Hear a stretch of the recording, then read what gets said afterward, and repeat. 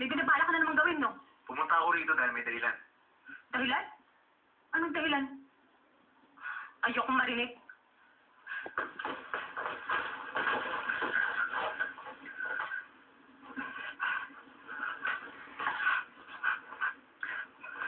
Bakit? Ikaw ang unggoy ka! Bakit mo ako dinala sa bahay mo? Alam mo, sa itsura mo yan, sa dami ng sugat mo sa katawan, pwede ba kitang iuwi sa inyo? Matutuwa ang parents mo.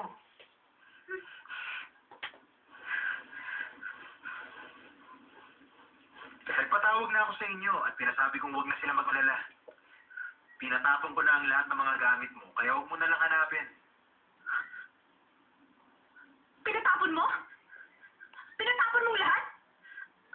Pwede naman punasan at laban ng mga gamit ko. Paano mo naman lalaban yun? Kala mo hindi ko kaya? Anak ako na may-ari ng dry cleaning shop! Ang ingay mo! Sa liit mong yan, ang lakas ng boses mo. Ano? Tatangat-tangahan ka na naman, Emot!